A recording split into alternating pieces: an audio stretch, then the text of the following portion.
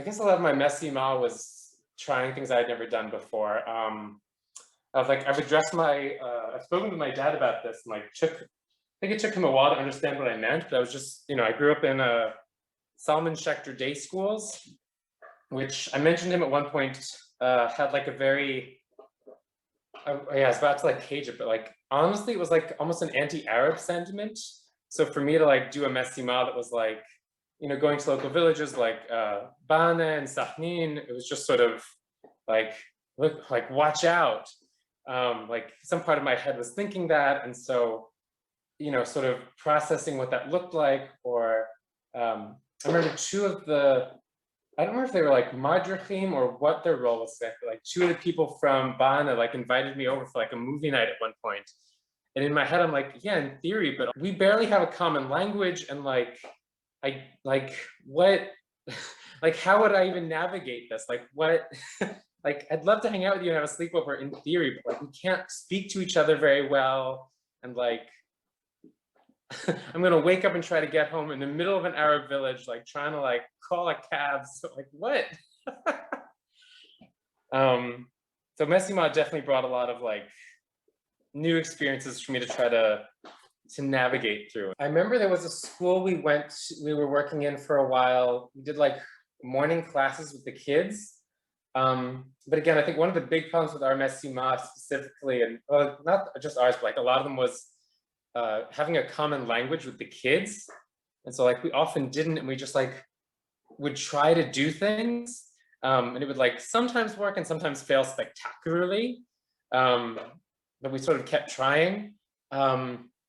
There was one pula that I really remember, and I mean, I think in the end, like our reaction at the time came down to a language barrier. I think we were in Bana, we were doing a pula about, that's the phrase we use, Kiyum Meshutaf. And so like we did the model of like a house, and like who's living in your house, and like why do you pick them in your house? And most of the pula itself went on in Arabic, which we didn't speak really. And there was like one of the madrachim, he was like acting as this like very anti-Israeli character, or I think that's like the role he was pretending. And I think at the time, like we were scared because like we hadn't really been briefed about this, we didn't know what was happening.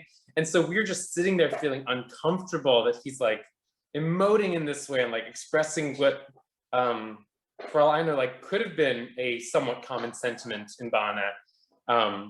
But I just remember us sitting there at the time like, wow, like, are we safe? Is this a safe place to be? Like, what is this? But now looking back, I'm like, yeah, I think we were pretty safe. This like, this guy doesn't like he always treated us nicely. He was always kind of like, I'm pretty sure he was like going for a specific angle here. And like, he and his team had talked about it. I'm still in touch with the teacher from Sakhnin. Yeah.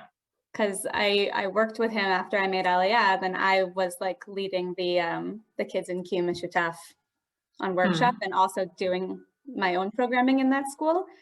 Sure.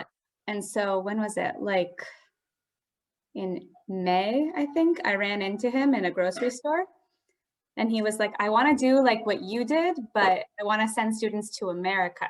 Do you know about schools that would teach the kids? And I was like, nope. And also there's a pandemic, but like, let's be in touch. And recently he texted me.